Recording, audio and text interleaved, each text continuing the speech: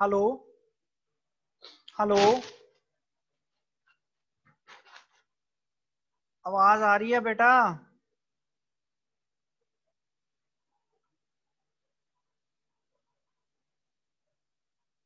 Hello. Yes sir. Yes sir आ रही है। यस सर आ रही हो है। गई आवाज yes clear? Sir. Yes sir. Yes sir. Yes sir yes sir. बेटा यस यहाँ पे सर। ना इंटरनेट की बड़ी यस प्रॉब्लम सर। है, यस लेक्चर सर। चलते चलते डिस्कनेक्ट हो जाता है। Yes sir. ठीक ओके। है, तो we are yes converting sir. relay machine to Moore machine. In this question, a diagram is given to you. First of all, you have to make the corresponding table for that diagram. So sir diagram बनाने दीजिए। how you can make that particular table? So let's begin. So upon the processing of 0, Q1 is going to Q2. So I have written Q2 in front of a Q1, right? So the output is Z1. So this is your input and this is your output. Next, Q1 upon the processing of 1, it is going to Q3 and the output is Z1. Next, Q2 upon the processing of 0. Q2 upon the processing of 0, it is going to Q2 and the output is Z2. Next, Q2 upon the processing of 1, it is going to Q3 with output Z1. And last one is Q3 A0 पे कहाँ जा रहा है? Q3 A0 पे जा रहा है Q2 पे। तो यहाँ पे आ गया Q2 और आउटपुट आ गई Z1. And last but not the least, upon the processing of 1, Q3 is going to itself, that is a concept of loop is there and the output is Z2. Now your table has been completed. यहाँ तक कोई doubt है तो पूछो कि table complete कैसे हुआ? Sir diagram table से वहां पे दिया होगा जब बनाना पड़ेगा बेटा इससे। बनाना पड़ेगा, वही तो बनाया मैंने। डायग्राम गिवन है ना, या टेबल गिवन होगा या डायग्राम गिवन होगी। इस क्वेश्चन के अंदर आपको डायग्राम गिवन थी तो फर्स्ट ऑफ ऑल मैंने उसका बनाया टेबल। ठीक है, सिर्फ एक बात समझिए कि यहाँ पे जो आपके पास 0/Z1 है, इसका मतलब क्या है कि 0 इनपुट है और Z1 आउटपुट है। समझ आ गया? सर इसमें फाइनल स्टेट बदलेगी या फिर वही रहेगी फाइनल Q1? नहीं होती है बेटा मीले और मूरे मशीन्स में। मैंने सर्कल किसी के ऊपर भी नहीं करा। मीले और मूरे मशीन्स के अंदर there is no final state, अगर आपको डेफिनेशन याद हो तो। इस टेबल में कोई डाउट है तो पूछो, मैं आगे चलूं, स्टेप 1 करूं, इसका कन्वर्शन स्टार्ट करें। अभी हमारी ये स्टेप 1 नहीं है, अभी हमारा सिर्फ डायग्राम से टेबल की कन्वर्शन हुई है। सर टेबल रिपीट कर दो। बेटा क्या करा है आपने? फॉर्मेट बनाया मीले मशीन का टेबल के अंदर। You just need to make the format for Mealy machine. After that Q1 A0 पे कहाँ जा रहा है? Q2 पे। A0 यस के सर। नीचे क्या आ गया? Q2। Q2। तो यहाँ पे आउटपुट क्या पड़ी हुई है? ये आउटपुट है। 0 के साथ आउटपुट क्या पड़ी हुई है? Z1। यहाँ पे लिख दिया मैंने Z1। Next Q1, Q1 upon the processing of 1, ये 1 इनपुट है, ये जा रहा है Q3 पे। यहाँ पे आ गया Q3 और Q3 के यहाँ पे आउटपुट क्या दिख रही है? Z1। यहाँ पे आ गया Z1। ठीक है, नेक्स्ट Q2 A0 पे, Q2 0 पे जा रहा है अपने आप पे, यहाँ पे आ गया Q2 और इसके साथ आउटपुट क्या पड़ी हुई है? Z2। यहाँ पे आ गया Z2। नेक्स्ट Q2 A1 पे कहाँ जा रहा है? Q2 A1 पे जा रहा है Q3 पे और आउटपुट है हमारे पास Z1, तो यहाँ पे मैंने लिख दिया Z1। Okay next sir. Q3 upon the processing of 0, it is going to Q2। Q3 upon the processing of 0, it is going to Q2। यहाँ पे मैंने लिख दिया Q3 upon the processing of 0, ये ऊपर जा रहा है Q2 की तरफ, तो यहाँ पे क्या आ गया? Q2 और आउटपुट क्या यहाँ पे है? Z1, तो यहाँ पे क्या लिख दिया है? Z1। ठीक है, similarly Q3 upon the processing of 1, it is going to itself, so a loop is there, so the state will be Q3 and the output is Z2। the output is Z2। Clear है अब table? Yes sir. चलो अब हम इसकी बनाते हैं, conversion करते हैं। तो स्टेप 1 शुरू होने जा रहा है हमारा। तो सब स्टेप 1 के अंदर क्या करते हो? Identification of new present state. ठीक है, तो ये टेबल मैं रब नहीं करूंगा, इसके सामने लिखने जा रहा हूं ताकि आपको कंफ्यूजन ना हो। तो यहाँ पे करने जा रहे हैं स्टेप नंबर 1, इसका हेडिंग है identification of new present states. ठीक है जी, चलिए अब यहाँ पे हाथ रख लीजिए, जो आपकी प्रेजेंट स्टेट थी वहां पे हाथ रख लो और देखना है आपको इसको। अब देखिए Q2 जो है वो एक लाइन के अंदर ही है, सिमिलरली Q3 एक लाइन के अंदर ही है। इसका मतलब क्या है कि यहाँ पे Q1 नहीं है, आपके पास इधर Q1 नहीं है। इसका मतलब क्या है कि Q1 एक ऐसी स्टेट है जो कि चेंज नहीं हो रही है और उसकी आउटपुट क्या है, कुछ नहीं, तो वहां पे लिख लीजिए क्रॉस। सिमिलरली Q2 की एक आउटपुट है Z1 और Q2 की दूसरी आउटपुट क्या है, Z2।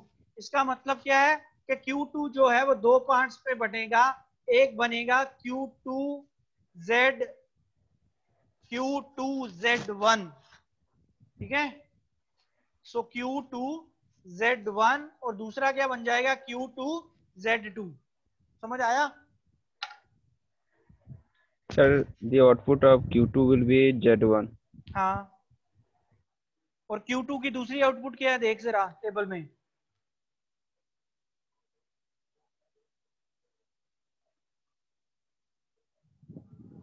हाँ जी, सुमित कुमार झा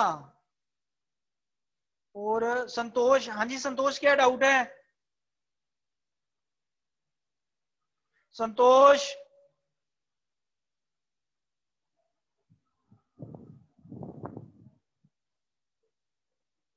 संतोष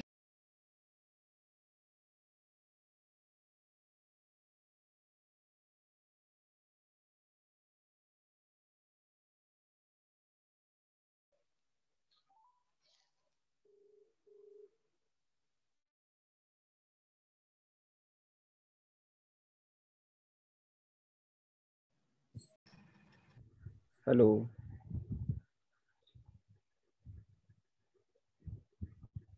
Hello. Hello.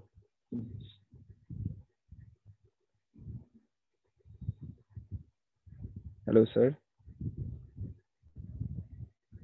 Hello. बात कर रहे हैं सर।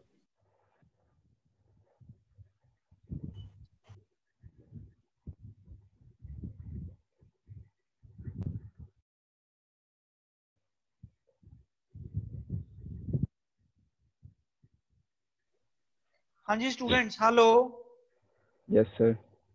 हाँ जी, किसी को कोई डाउट है तो पूछो बेटा पहले मेरे से। बेटा किसी को कोई डाउट है तो पूछिए। सर आप प्रेजेंट स्टेट में बताएं कि Q1 का आउटपुट हाँ, नहीं। क्या बताऊं आपको, सर बोलिए। इसमें Q1 का आउटपुट नहीं होगा, फिर सर उसमें सर बेटा Z1। यहाँ पे प्रेजेंट स्टेट्स में हाथ रख लो यस सर। और बाकी ये जो स्टेट्स आपके सामने लिखी हुई है वहां पे Q1 नहीं दिया हुआ है। मेरे को ये बताओ, यहाँ पे Q1 लिखा है कहीं इधर नो या सर। इधर? No sir. नहीं लिखा है ना, तो इसलिए उसके आगे मैंने क्रॉस लगा दिया क्योंकि Q1 नहीं है, मींस कि उसकी आउटपुट नहीं है। उसके बाद नेक्स्ट स्टेट कौन सी है, एक है Q2 और दूसरी है Q3। Q3। यस। और Q2 देखो वेरी कर रहा है कि नहीं कर रहा है, yes yes it sir. Is varying on Z1 and Z2। तो इसलिए मैंने Q2 को दो पार्ट्स में बांट दिया, एक बन गया Q2Z1 और दूसरा बन गया Q2Z2। ठीक है, उसके बाद Q3, अब Q3 भी वेरी कर रहा है दो स्टेट्स में, एक है Q3Z1 और दूसरा बन जाएगा Q3Z2। देखो ठीक है, इस तरफ देखिए, जो जो Q3 है वो Z1 में वेरी कर रहा है और Z2 में वेरी कर रहा है। समझ आया? Yes sir. आगे चलूं? Yes sir. अब बेटा ये आपके पास टोटल 5 स्टेट्स आ गई हैं जो स्टेप 1 की क्या बन जाएंगी, न्यू प्रेजेंट स्टेट्स। ठीक है, तो इसको रब कर रहा हूं मैं।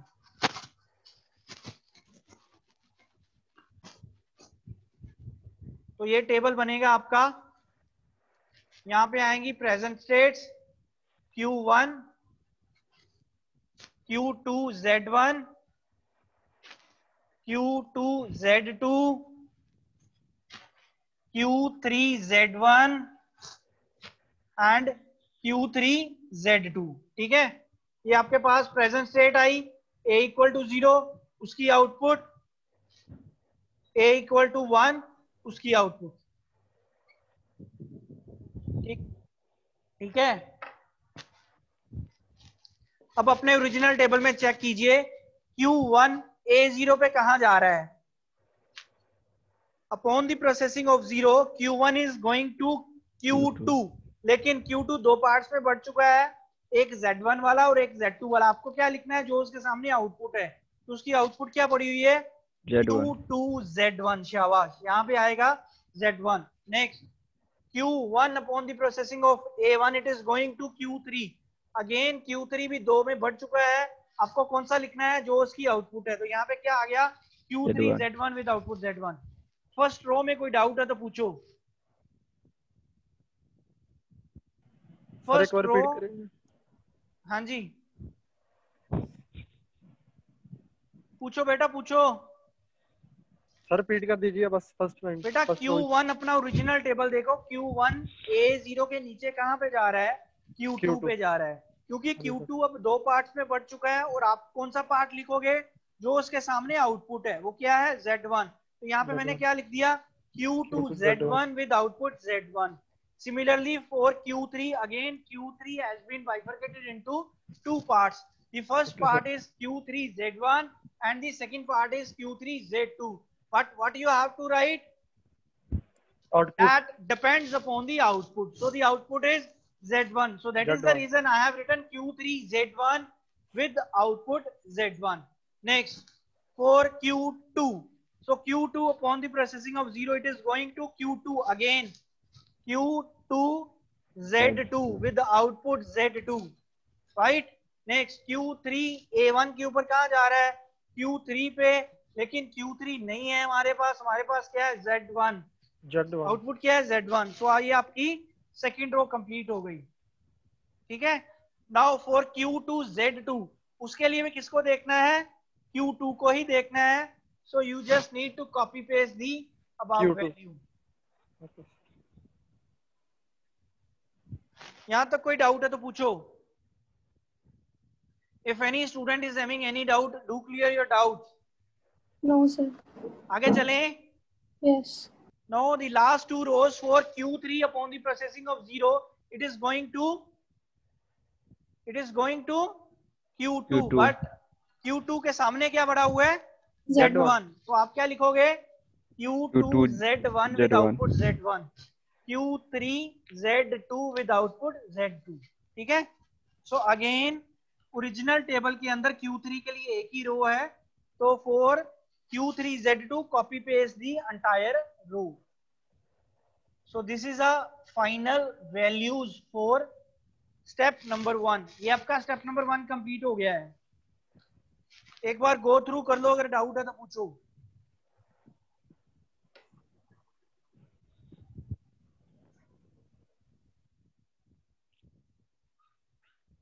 बेटा क्लियर है?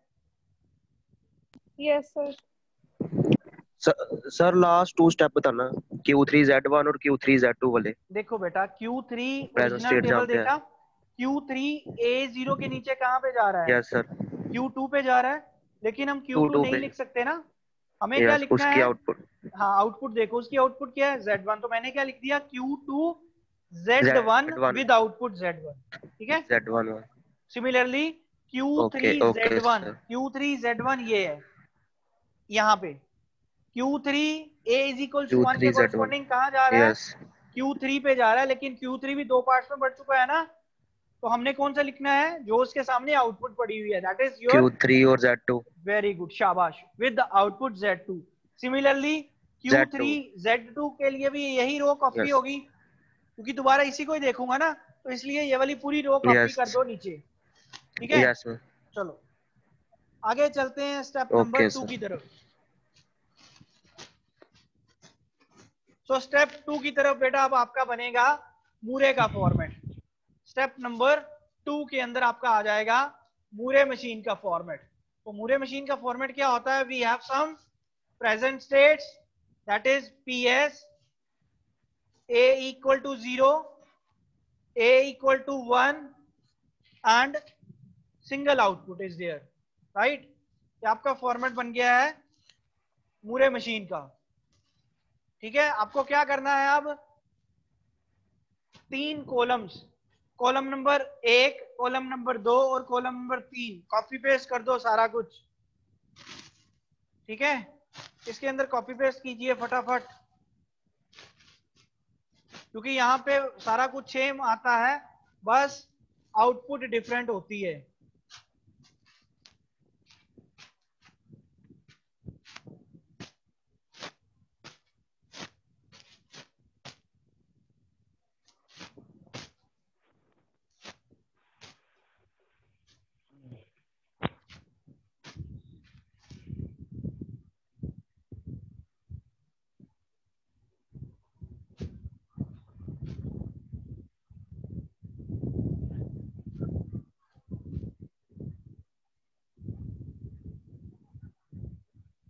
ठीक है जी, लीजिए ये मैंने 3 वैल्यूज कॉपी पेस्ट कर दी हैं। कौन कौन सी, एक प्रेजेंट स्टेट वाली, और दूसरी a इज इक्वल टू 0 वाली, और तीसरी a इक्वल टू 1 वाली। ठीक है जी, now how you can calculate the output. अब मेरे को बताइए स्टेप नंबर 1 के अंदर what will be the output for Q1। The output is cross, कुछ आउटपुट नहीं ना थी हमारे पास, तो दैट इज द रीजन यहाँ पे हम लगा देंगे ब्लैंक डैश। ठीक है, अब उसके बाद Q2 के साथ क्या लिखा हुआ है, Z1। ये Z1 क्या थी, आउटपुट, इसके सामने आ गया Z1, यहाँ पे क्या है Z2, यहाँ पे आ जाएगा Z2, Z1 Z2। ये आपका टेबल हो गया कंप्लीट, स्टेप नंबर 2 कंप्लीट। समझ आया? प्रेजेंट स्टेट से ही आउटपुट आ जाती है सबकी? हाँ जी, प्रेजेंट स्टेट से ही सर? बेटा जो स्टेट्स वेरी कर रही होती हैं उनकी प्रेजेंट स्टेट से आती है, जो वेरी नहीं कर रही होती उनकी स्टेप नंबर 1 से आती है आउटपुट। क्योंकि यहाँ पे Q2 के साथ आउटपुट क्या पड़ी हुई थी, Z1, इसके सामने लिख दिया Z1। इधर आउटपुट थी Z2, इसके सामने लिख दिया Z2, Z1 Z2। ठीक है, और Q1 की स्टेप नंबर 1 के अंदर क्या था, क्रॉस लगाया था ना हमने, क्रॉस सर। हाँ जी सर। तो यहाँ पे डैश लिख दिया। तो इस स्टेप के लिए आपको स्टेप नंबर 3 की जरूरत नहीं है। स्टेप नंबर 3 कब होता है, जब इनिशियल स्टेट के सामने कोई आउटपुट आए, लेकिन यहाँ पे इनिशियल स्टेट के सामने कोई आउटपुट नहीं है, तो इसलिए यहाँ पे हमारे पास स्टेप नंबर 3 की जरूरत नहीं है। क्लियर है? क्लियर है बेटा? So this is about your conversion of Mealy machine to Moore machine. So next हमारे पास 2 डेफिनेशंस हैं। ठीक है, एक का hello,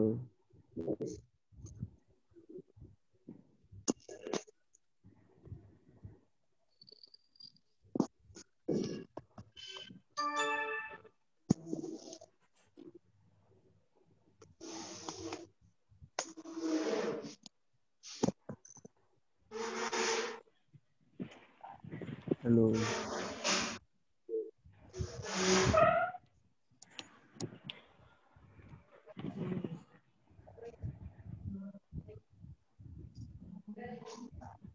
Sir, you are muted. definition. So the first definition is for unreachable state. Unreachable state, ये paper में 2-2 marks के आते हैं क्वेश्चन। Hello sir. हाँ जी बोलो जोबन। सर ये सर पिछला सर मतलब स्टेप 3 क्यों नहीं आएगा सर? आपकी सारी बार बंद हो गई थी तब।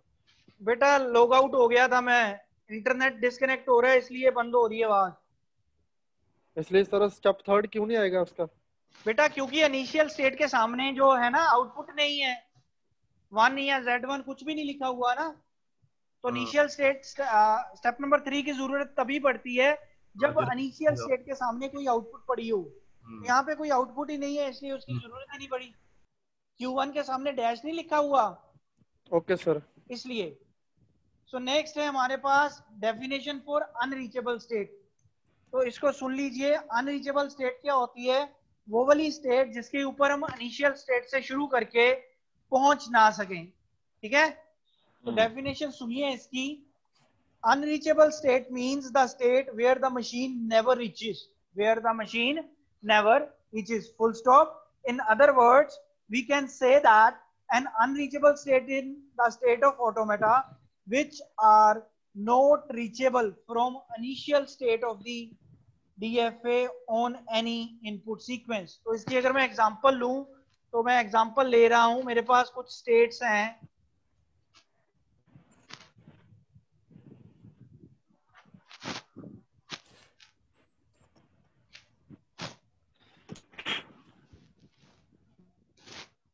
नाउ इस केस के अंदर मेरी जो स्टेट्स हैं वो कैपिटल एबीसी के साथ रिप्रेजेंट हो रही हैं, ठीक है।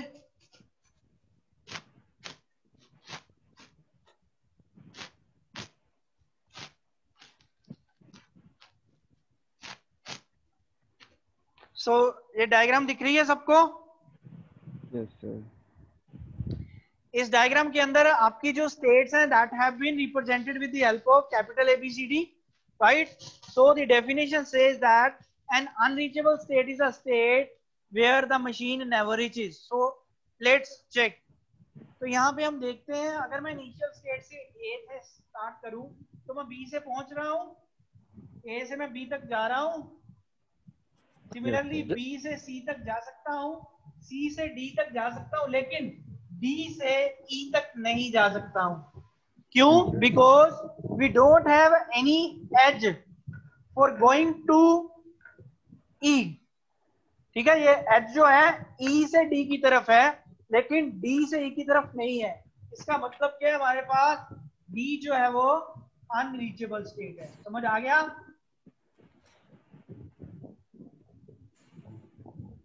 D is a unreachable state. Am I clear? Sir D और E ई बेटा, ई सॉरी, ई लिखा है सामने। अनरीचेबल स्टेट एक ऐसी स्टेट होती है जिसके ऊपर हम नहीं पहुंच सकते हैं, इनिशियल स्टेट से स्टार्ट करके जिसके ऊपर हम नहीं पहुंच सकते हैं, ठीक है। तो ये डायग्राम में देखिए, ई पे मैं नहीं जा सकता हूँ। हाँ जी, हेलो, बोलो। सर जब आप डिस्कनेक्ट हुए थे तो रजत भट्टी और सितिका मेहरा भी डिस्कनेक्ट हो गए हैं, तो सर उनको ज्वाइन कर लीजिए।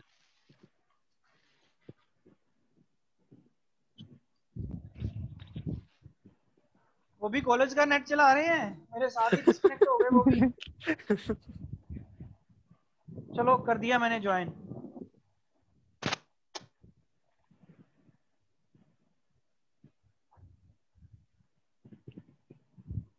ठीक है बेटा, ये डेफिनेशन क्लियर है सबको? नेक्स्ट डेफिनेशन कराऊं? Yes sir. नेक्स्ट डेफिनेशन है हमारे पास डेड स्टेट। डेड स्टेट क्या होती है बेटा? Dead state, DEAD, dead state. तो write down, a dead state is non accepting state. Dead state क्या होती है? एक नॉन एक्सेप्टिंग स्टेट, मतलब कि वो इंटरमीडिएट स्टेट होगी। नॉन एक्सेप्टिंग, एक्सेप्टिंग स्टेट होती है आपकी फाइनल स्टेट। फाइनल स्टेट को हम एक्सेप्टिंग स्टेट भी बोलते हैं। और नॉन एक्सेप्टिंग स्टेट का मतलब क्या है कि वो नॉन फाइनल स्टेट है। समझ आ गया? Final state is also called accepting state and non accepting state means non final state, means an intermediate state.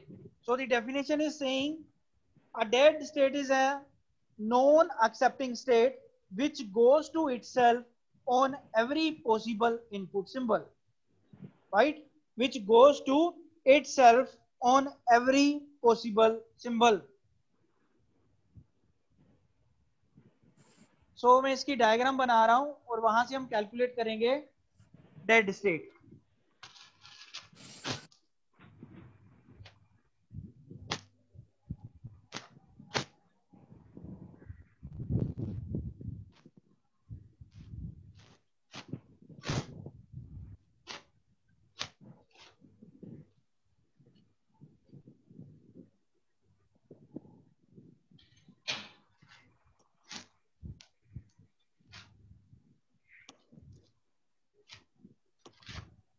और ब्लैक बोर्ड नहीं दिख रहा। So the definition is saying dead state is a non-accepting state which goes to itself, जो कि अपने आप पे जाती है हर एक पॉसिबल इनपुट सिंबल के ऊपर। तो सबसे पहले हम चेक करेंगे मेरे पास कितनी इनपुट्स है इस टेबल के अंदर। इस डायग्राम में मेरे पास एक 0 इनपुट है और एक 1 इनपुट है, ठीक है, समझ आ गया। अब आपको फाइंड आउट करनी है नॉन फाइनल स्टेट। सबसे पहले तो आपको वो वाली स्टेट्स ढूंढनी है जो लूप के ऊपर अपने आप जा रही हैं, जो लूप के ऊपर अपने आप के ऊपर जा रही हैं, वो वाली स्टेट्स ढूंढनी है जो कि 0 और 1 के ऊपर जा रही हैं। सो मेरे पास 3 स्टेट्स हैं, एक है Q4, दूसरी है Q5 और तीसरी है Q6। Q4, Q5 और Q6। लेकिन इसकी डेफिनेशन कहती थी कि ये एक नॉन फाइनल स्टेट है, लेकिन Q4 मेरे पास यहाँ पे फाइनल स्टेट है ना, तो इसलिए Q4 आपकी डेड स्टेट नहीं कहलाई जाएगी, वो खत्म हो जाएगी। फाइनल स्टेट कौन कौन सी है, तो नॉन फाइनल स्टेट कौन कौन सी है, एक है Q5 और दूसरी है Q6। तो ये आपका आंसर है। समझ आया? नो सर समझ लगी। बेटा डेफिनेशन कहती है कि डेड स्टेट ਉਹ ਵਾਲੀ स्टेट ਹੁੰਦੀ ਹੈ ਜਿਹੜੀ नॉन फाइनल स्टेट ਹੋਏ ਤੇ ਹਰ ਇੱਕ ਇਨਪੁਟ ਦੇ ਉੱਤੇ ਆਪਣੇ ਆਪ ਤੇ ਜਾਵੇ। ਆਪਣੇ ਆਪ ਤੇ ਜਾਣ ਦਾ ਮਤਲਬ ਕਿ ਲੂਪ ਲੱਗੀ ਹੋਣੀ ਚਾਹੀਦੀ ਹੈ। ਤਾਂ ਤੁਸੀਂ ਉਹ ਵਾਲੀਆਂ ਸਟੇਟਸ ਲੱਭ ਲਓ ਜਿਨ੍ਹਾਂ ਤੇ ਲੂਪ ਲਾਈ ਹੋਈ ਹੈ, ਪਲੱਸ ਉਹ ਵਾਲੀ ਲੂਪ ਜਿਹੜੀ ਹੈ ਦੋਨੋਂ ਇਨਪੁਟਸ ਹੋਣੀਆਂ ਚਾਹੀਦੀਆਂ 0 ਤੇ 1। ਉਹ ਮੇਰੇ ਕੋਲ 3 ਸਟੇਟਸ ਹੈਗੀਆਂ ਜੇ, ਇੱਕ Q4 ਆ ਜਿਹਦੇ ਉੱਤੇ ਲੂਪ ਲੱਗੀ ਹੋਈ ਹੈ 0 1 ਨਾਲ, ਇੱਕ Q5 ਆ, ਇੱਕ Q6 ਆ। मैं ਤਿੰਨਾਂ ਦਾ ਨਾਮ ਲਿਖ ਲਿਆ जी सर। अब यहाँ पे Q4 मेरी क्या है, फाइनल स्टेट है। तो according to definition dead state हमारी नॉन फाइनल स्टेट होती है, तो इसलिए Q4 यहाँ से निकल जाएगा क्योंकि वो फाइनल स्टेट है। तो बचा क्या मेरे पास, Q5 और Q6। बस दैट्स इट, ये आपका आंसर है। सर ये डायग्राम गिवन रहेगा? हाँ जी, डायग्राम सर गिवन रहेगा? डायग्राम बेटा आप बनानी है खुद, आपको कुछ भी बना सकते हो। अगर आपको बोला जाएगा 2 नंबर में डिफाइन डेड स्टेट, तो डेड स्टेट की कुछ भी डायग्राम हो सकती है। Yes sir. ठीक है, मैं एक और डायग्राम बना रहा हूँ, ये समझ आ गई डायग्राम? Yes sir. एक और डायग्राम बनाते हैं।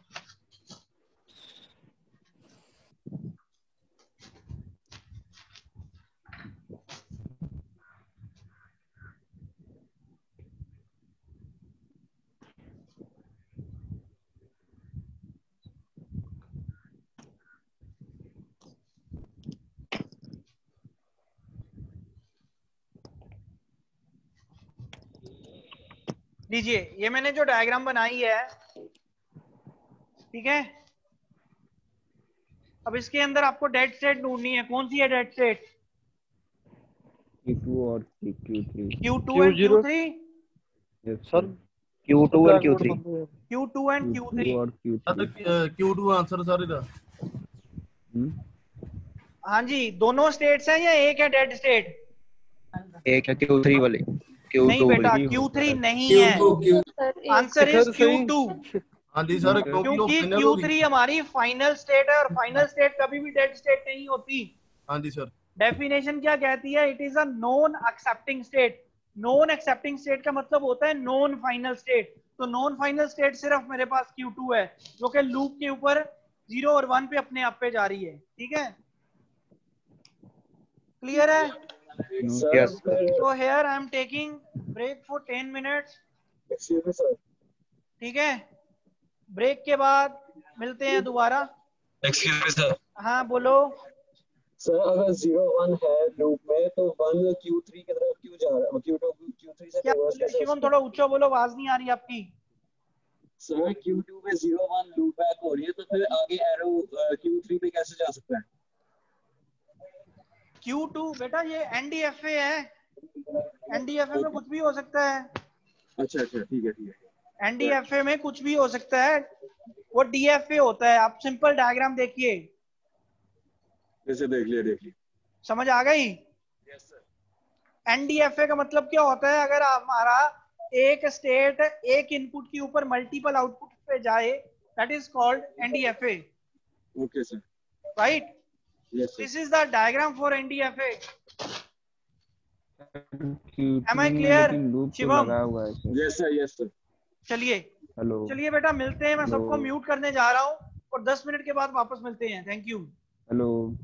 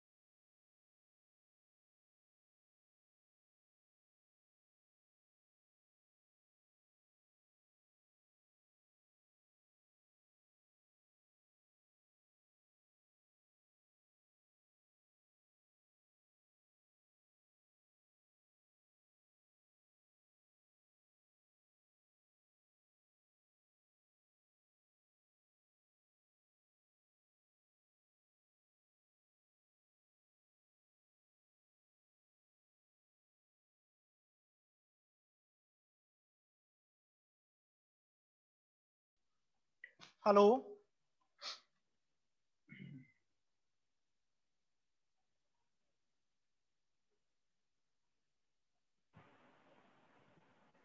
हाँ जी स्टूडेंट्स, मैं पोल के क्वेश्चंस आपको दिखा रहा हूँ, kindly attempt those questions, right? Hello sir, sir Sumit हाँ, का सर वो अनकनेक्टेड हो गया था सर, वो कर दीजिए सर एक बार सब कुछ।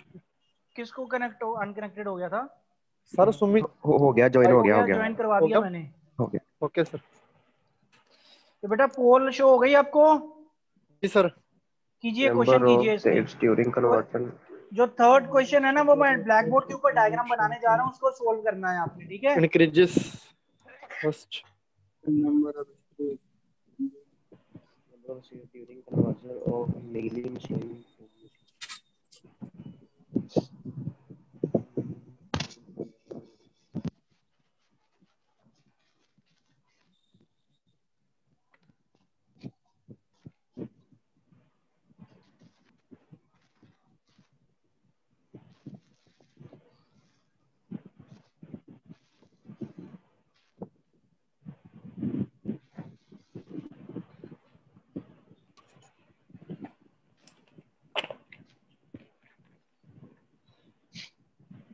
सर क्वेश्चन दिखाई नहीं दे रहा। Number of states during conversion.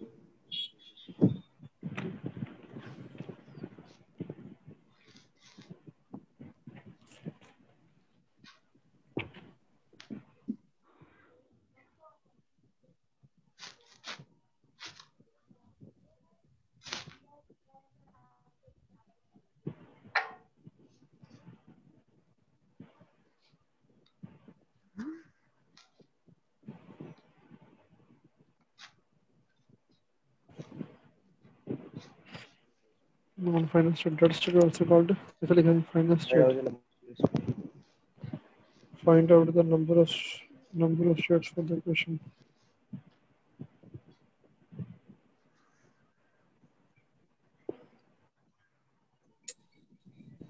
Sir submit नहीं हो रहा।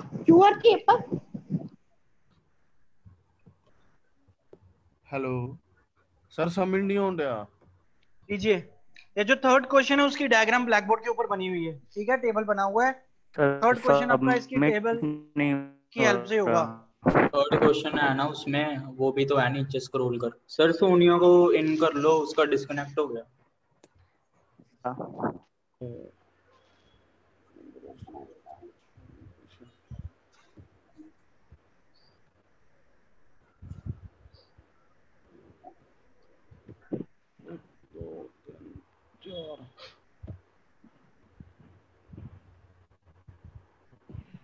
सर जो थर्ड क्वेश्चन है, हाँ जी, जय सर इसके ही है मींस। चलो स्क्रीन विजिबल नहीं है। ये बेटा ओरिजिनल डायग्राम नहीं का बताना, आपको कन्वर्शन करने के बाद बताने हैं। इसको जब आप कन्वर्ट करोगे स्टेप 1 के बाद आपके पास या फाइनल स्टेप के अंदर कितनी स्टेट्स आती हैं वो बतानी है। ये सामने टेबल के अंदर देखकर मत बता देना। वो सर वो ना टेबल का क्वेश्चन क्या है कि ये जो आपके पास सामने मीले मशीन बनी हुई है, इसको कन्वर्ट करना है मूरे के अंदर। उसके बाद मूरे के कन्वर्शन के बाद कितनी स्टेट्स आती हैं वो आपको आंसर करना है। समझ आ गया? चलिए 5 मिनट दे रहा हूँ, फटाफट कीजिए। उसके बाद एक टॉपिक है, फिर उसके बाद लेक्चर खत्म करें अपना।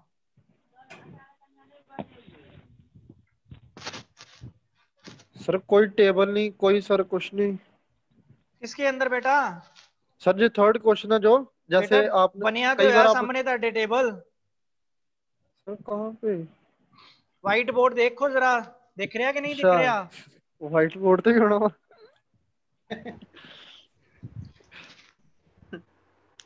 हो गया विजिबल? हाँ जी सर।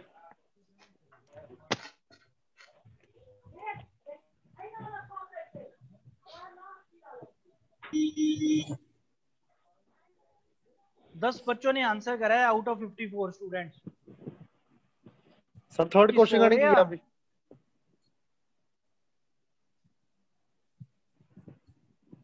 हाँ जी विशाल कुमार, विशाल कुमार, वैभव, यस सर। ये कौन बोला? विशाल कुमार। हाँ विशाल जी। उज्जवल सिन्हा। लास्ट वाला क्वेश्चन कर रहे हैं। उज्जवल सिन्हा।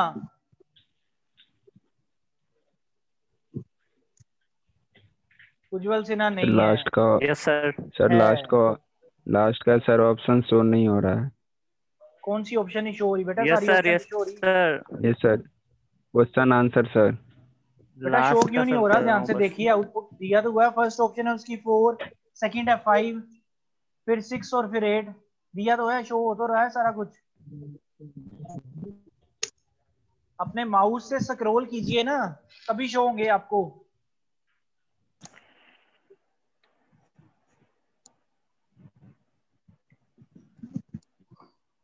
व्हाइट बोर्ड ही बंद हो जाता।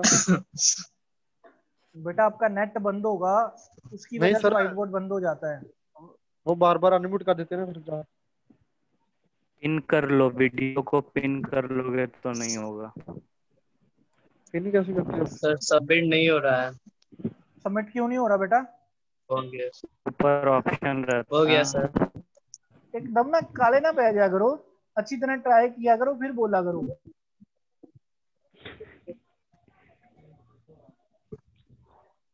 सर थर्ड क्वेश्चन का सर ये ऑप्शन नहीं आ रहा सर। तो जाओ बेटा भैया। आ रहा है, ध्यान से देखिए सुमित, ध्यान से देखिए, आ रहा है ऑप्शन।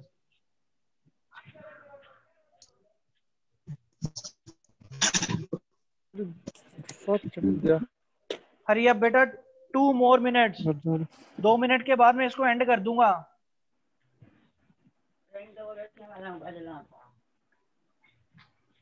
जो नंबर ऑफ स्टेट्स हैं वो स्टेप नंबर 1 के अंदर ही आ जाती हैं। आपको स्टेप 3 के अंदर जाने का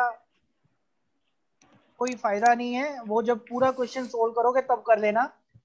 अभी क्वेश्चन नंबर 3 के अंदर आपको स्टेप 1 ही करना है, सिर्फ आइडेंटिफाई करनी है कि कितनी प्रेजेंट स्टेट्स आएंगी।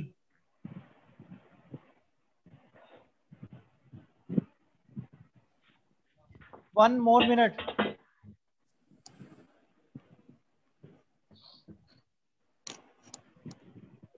सर थर्ड क्वेश्चन का सर पोल शो नहीं हो रहा है। हाँ जी, सर थर्ड क्वेश्चन का सर दोबारा भेज दीजिए। थर्ड क्वेश्चन बेटा दोबारा कैसे भेजूं मैं? मेरे को एंड करनी पड़ेगी ना पोल। सर कोई वो बात शो नहीं, नहीं मैं हो रहा है वैसे आंसर स्क्रीन पे। पूछ लेता हूँ, आप सोल्व कीजिए, मैं आंसर पूछ लूंगा आपसे, ठीक है?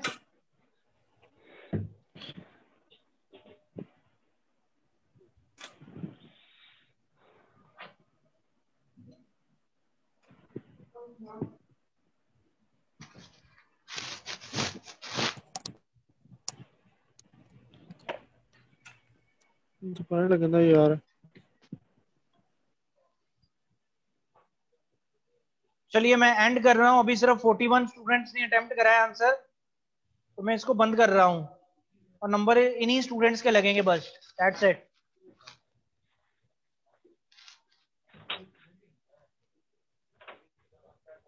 So last 10 seconds only।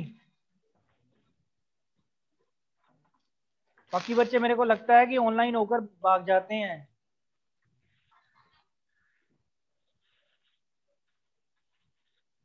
चलिए that's it. So first question था हमारे पास, the number of states during conversion of Mealy machine to Moore machine. ठीक है कि नंबर ऑफ स्टेट जब हम कन्वर्ट करते हैं मीले से जब मूरे बनाते हैं तो हमारी जो नंबर ऑफ स्टेट्स हैं वो इंक्रीज होती हैं बेटा। Yes sir. ठीक है, तो इसका आंसर ए आना था। सेकंड क्वेश्चन है, dead state is also called non final state. Final state नहीं होती, 8 बच्चों का गलत है। Non final state. Non final state है इसका आंसर। Question number 3, sorry, find out the number of states for the question. So the number of states are 6, Q0, Q10, Q11, Q2, Q30 और Q31। ठीक है, तो इसका आंसर था 6। ये मैंने रिजल्ट शो कर दिया आपको। So last topic for today is design of finite automata। इसकी पहले डायग्राम बनानी थी ना। किसकी बेटा? टेबल की। टेबल का बेटा टेबल ही बनाना था, डायग्राम क्यों बनानी थी? जी सर। टेबल फाइनल स्टेप के बाद आप बना सकते हो, जब आपके पास स्टेप 3 आ जाता है ना, उसके बाद आपको डायग्राम बनानी है, पहले नहीं बनानी है। चलिए नेक्स्ट टॉपिक है डिजाइन ऑफ फाइनाइट ऑटोमेटा। ठीक है, सो डिजाइन करने से पहले आपको एक बात का ध्यान रखना है। सबसे पहले आपको क्या बनानी है, जो भी स्टेटमेंट गिवन होगी उसके कोरस्पॉन्डिंग आपको लैंग्वेज बनानी है। ठीक है, चलिए ये आपकी पोल खत्म हो गई, अब फिर दोबारा वापस में आते हैं लेक्चर में। तो फर्स्ट हमारा क्वेश्चन क्या है, construct a DFA which accept set of all strings over sigma is equal to a, b of length 2। क्या करना है आपको, एक ऐसा फाइनाइट ऑटोमेटा बनाना है, डीएफए बनाना है, जिसके अंदर हमारी जो इनपुट है वो a और b है, और जिसकी लेंथ क्या है 2, whose length is equals to 2। ना 2 से कम है ना 2 से ज्यादा है, एग्जैक्ट इक्वल टू है 2। क्वेश्चन समझ आया सबको बेटा? क्वेश्चन समझ आया सबको? हमें करना क्या है, we have to construct a DFA which accept set of all strings over sigma is equals to a, b of length is equals to 2। ठीक है, तो इसका सॉल्यूशन क्या है, सबसे पहले हम बनाते हैं इसकी लैंग्वेज। लैंग्वेज के अंदर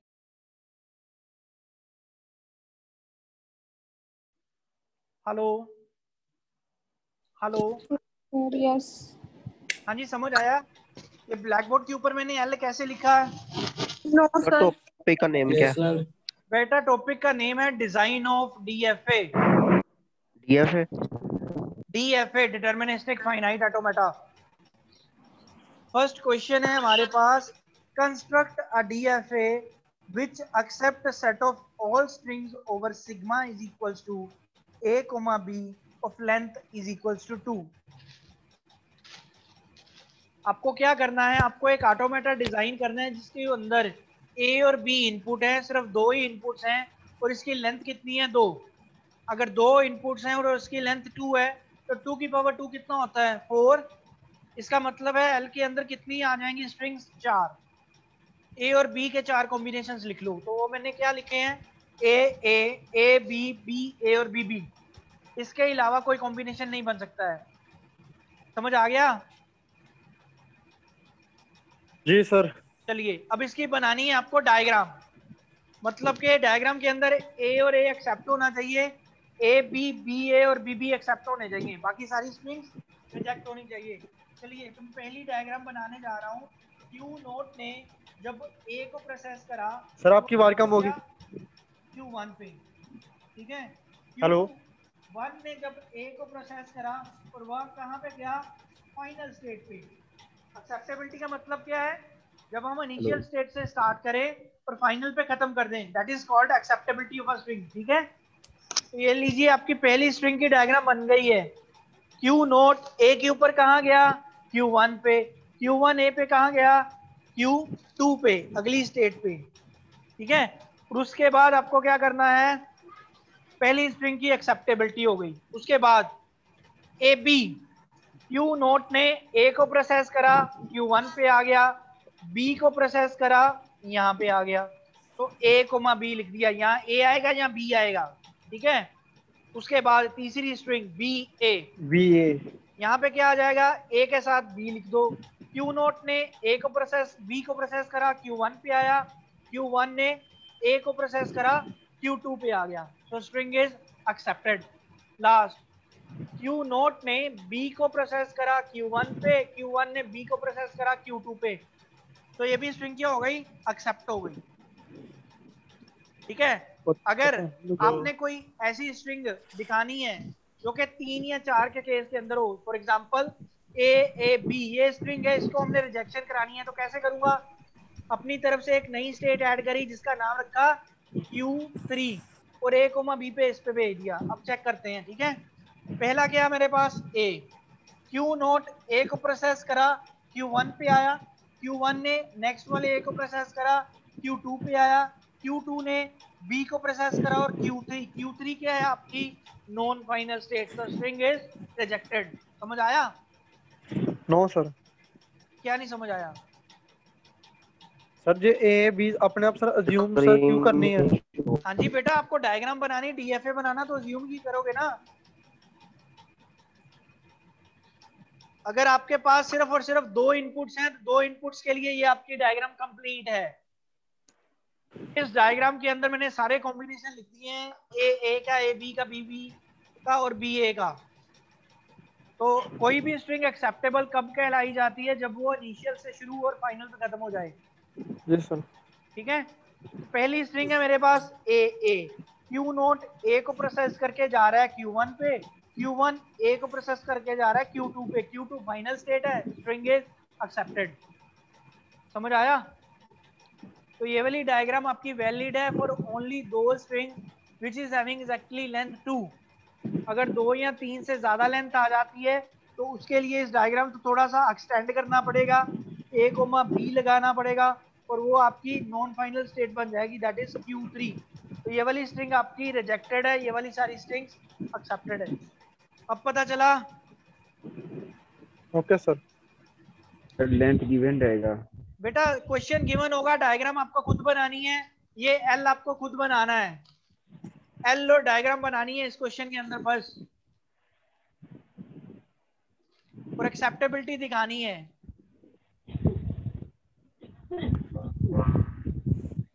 आगे चलें।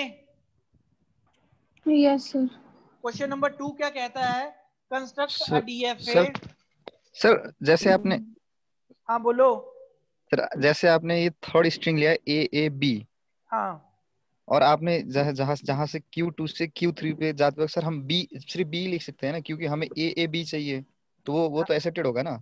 नहीं बेटा, कैसे होगा ना, मेरी ये एक्सेप्टेड स्ट्रिंग कब होती है? जब वो इनिशियल शुरू करके फाइनल, तो फाइनल स्टेट Q3 नहीं है ना, फाइनल स्टेट हमारी Q2 है, तो वो तो बाहर चली गई ना स्ट्रिंग, Q3 के पास चली गई, और Q3 हमारा नॉन फाइनल स्टेट है, तो स्ट्रिंग एक्सेप्टेड नहीं होगी।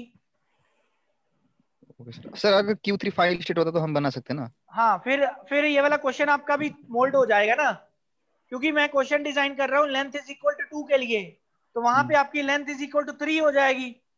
यस। समझ आई बात?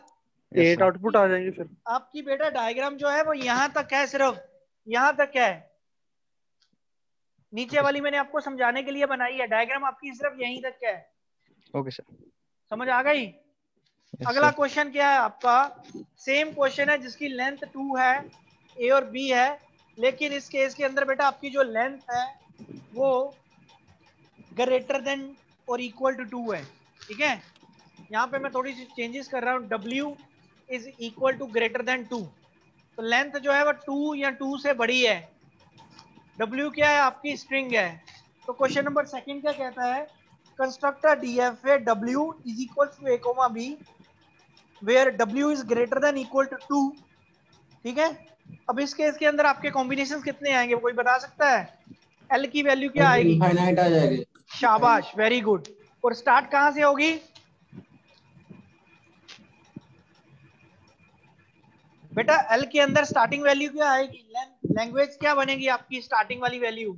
सर 2 बनेगी। शाबाश। तो यहाँ पे हमारे पहला कॉम्बिनेशन आ गया ए बी, बी ए, उसके बाद आ गया बी बी, फिर आ जाएगा ट्रिपल ए से लेकर ट्रिपल बी तक, उसके बाद आ जाएगा 4A से लेकर 4B तक। ठीक है, फिर 5 का कॉम्बिनेशन एंड सो ऑन। तो यहाँ पे L की वैल्यू क्या है? इनफाइनाइट है। क्यों? क्योंकि ग्रेटर देन इक्वल टू 2 है। समझ आया? जी सर। चलिए, तो हमारे पिछले केस के अंदर हमने डायग्राम बनाई थी ना 2 के लिए, उसी को चेंज करने जा रहा हूं, ध्यान से देखना।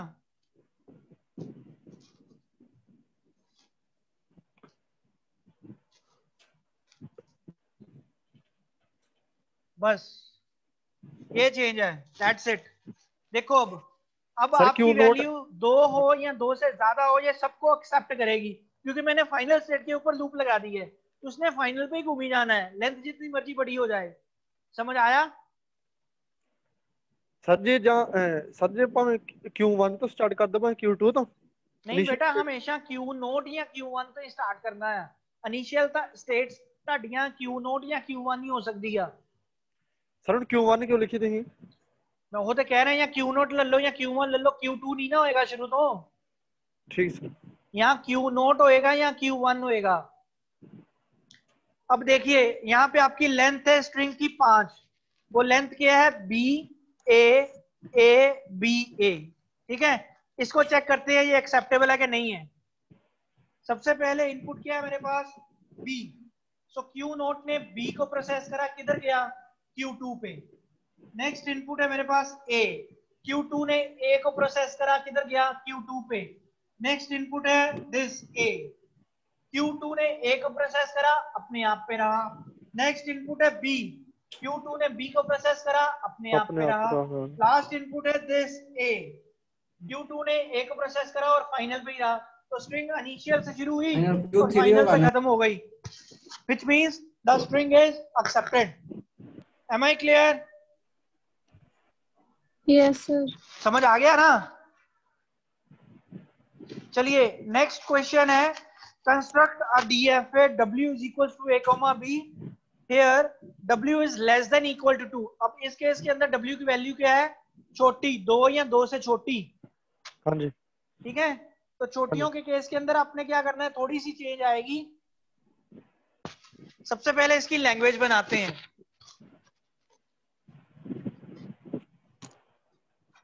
सबसे पहले आपको क्या बनाना है, L। नाउ इस केस के अंदर बेटा आपका जो L है वो अपसाइलन हो सकता है, ये भी हो सकता है कि आपकी स्ट्रिंग के अंदर कुछ भी ना हो। Yes, sir. पहली वैल्यू आ जाएगी एम्प्टी स्ट्रिंग, उसके लिए हम लेकर चलते हैं एप्सिलॉन। समझ आ गई बात? तो उसके लिए आ गया एप्सिलॉन। अगर आपके पास लेंथ 1 है उसके लिए हो गया खाली A खाली B, और 2 के लिए A B B A और B B, that's it, right. तो ये आपकी बन गई L। Now after this make it's corresponding DFA। So Q0 empty string, empty string का मतलब है ये चीज, यहाँ पे आएगा एप्सिलॉन, एम्प्टी पे अपने आप पे जा रहा है। अगर खाली ये आया तो वो Q1 पे जा रहा है, अगर खाली B आया तो वो Q2 पे जा रहा है। अब ध्यान से समझना, खाली A के लिए इसको एक्सेप्ट करवाना है, एक्सेप्ट करवाने के लिए मेरे को फर्स्ट स्टेट को फाइनल स्टेट बनाना पड़ा। समझ आ गया? No sir. बेटा खाली स्ट्रिंग है, कुछ भी नहीं हैगा, तो Q0 खाली स्ट्रिंग मींस एप्सिलॉन पे अपने आप पे जाएगा। Okay sir. ठीक है, यहाँ तुसी ਇਹਨੂੰ ਇਦਾਂ ਵੀ ਲਿਖ ਸਕਦੇ ਹੋ, यहाँ लूप हटा भी सकते हो, दोनों का मतलब सेम है। ਇਦਾਂ ਵੀ ਲਿਖ ਸਕਦੇ ਹੋ, पहली स्टेट ਨੂੰ फाइनल स्टेट बना दो, ਉਹਦਾ मतलब है कि ਜਦੋਂ ਤੁਹਾਡੇ ਕੋਲ इनपुट कुछ भी नहीं होएगी ਤੁਹਾਡੀ स्ट्रिंग एक्सेप्ट हो जाएगी। ठीक है, उसके बाद जब आपके पास सिंगल A आया तो Q0 ने सिंगल A को प्रोसेस करा और वो चला गया Q1 पे, तो इसको भी एक्सेप्ट कराना है, इसको भी फाइनल बना दिया। नेक्स्ट Q0 जब आपके पास खाली B आया तो यहाँ पे A, B कर दिया, Q0 ने B को प्रोसेस करा और वो फाइनल पे चला गया, तो ये भी एक्सेप्ट हो गया। ठीक है, फिर दो के कॉम्बिनेशन शुरू हो गए, A, B। लीजिए ये आपकी डायग्राम कंप्लीट है। ठीक है, और अगर 2 से लेंथ बढ़ जाए तो एक नई स्टेट लगा दो, A, B बनाकर उसका नाम रख दिया Q3। अब 2 से बड़े आ जाएंगे 3, 4, 5, वो सभी को वो रिजेक्ट कराएगा, क्योंकि फाइनल से निकलकर वो नॉन फाइनल की तरफ जाएगा, तो वो सारी स्ट्रिंग्स को रिजेक्ट कराएगा, यहां तक आपकी स्ट्रिंग्स जो है वो एक्सेप्ट होंगी। समझ आ गया?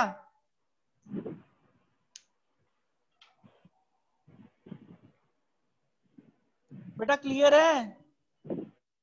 जी सर।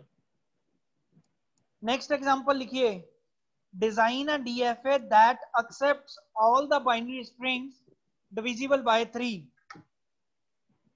ये क्वेश्चन ध्यान से समझना, इसी के कोरस्पॉन्डिंग आ जाता है डिविजिबल बाय 4, डिविजिबल बाय 5। ये समझ जाओगे तो बाकी भी कर लोगे।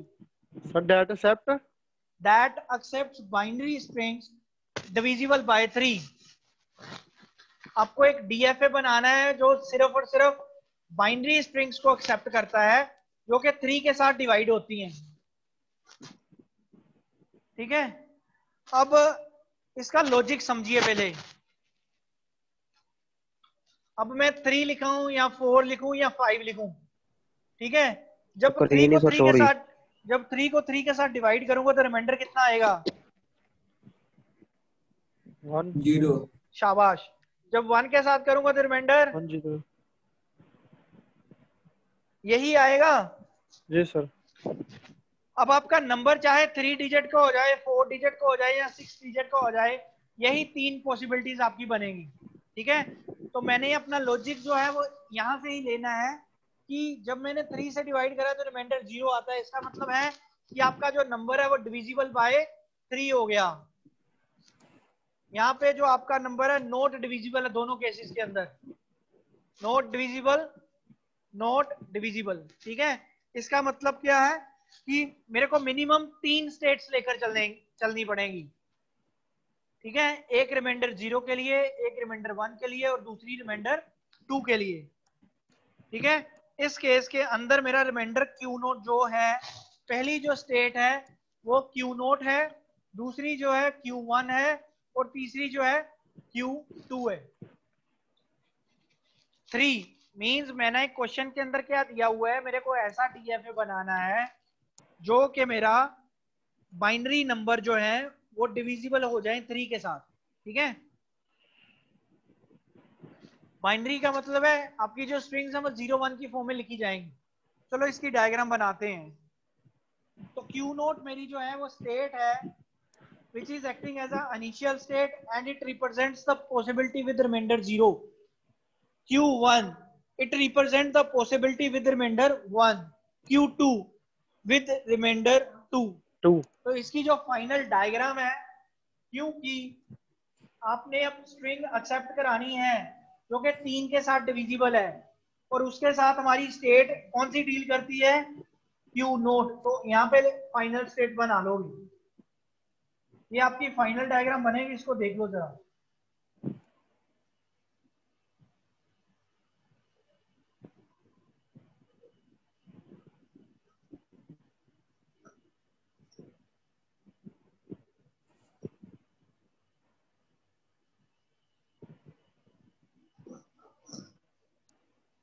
ठीक है, सो ये आपका फाइनल डीएफए है जो ब्लैक बोर्ड पे बना हुआ है। आपने वो वाली स्ट्रिंग्स को एक्सेप्ट कराना है जो 3 के साथ डिवाइड होती है और वो वाली स्ट्रिंग्स को रिजेक्ट करना है जो 3 के साथ डिवाइड नहीं होती हैं। ठीक है, इसकी एग्जांपल लेकर चल रहा हूं मैं। Let's take an example. अब नंबर है मेरा 12। 12 का बाइनरी क्या होता है बेटा? 12 in binary form it will be written as 1100। अब इसको चेक करते हैं। तो पहली स्ट्रिंग है मेरे पास 1। Q0 1 पे किधर जा रहा है? Q1 पे। मतलब क्या है, ये है आपका 12 और 12 को जब 3 के साथ डिवाइड करूंगा तो रिमाइंडर क्या बचेगा मेरे पास? 0। मतलब कि ये यहाँ पे खत्म होना चाहिए, ये एक्सेप्ट होना चाहिए, यही मतलब है ना इसका। So let's proceed and check Q0 upon the processing of first one, it is going to Q1. Next, Q1 upon the processing of next one, it is going back to Q0. Next input we are having 0. So Q0 upon the processing of 0, it will remain on Q0 and the last input is 0. So Q0 upon the processing of 0, it is again it remains on Q0. It means it is started from Q0 and finished at Q0, which is your final state. It means this string is accepted because it has been started from initial state and it has been finished to final state. ठीक है, अब अगली string में लेकर चलता हूं 14। तो 14 को मैं लिख सकता हूं, 14 को जब 3 के साथ डिवाइड करूंगा तो रिमाइंडर बचेगा 2। इसका मतलब है ये यहां पे फिनिश होना चाहिए, ये स्ट्रिंग एक्सेप्टेड नहीं है, string not accepted. Hello let's check, hello चार वास्ते ठीक है बेटा। लेट्स चेक 14 जब हमारे पास होगा तो your remainder will be 2. So let's proceed and check. First of all, you need to convert 14 into binary. So what will be the value for 14 in binary? 1 1 1 0. 8 plus 4 plus 2 14, right? So first one, this one, upon the processing of 1 Q0 1, ये आ गया आपका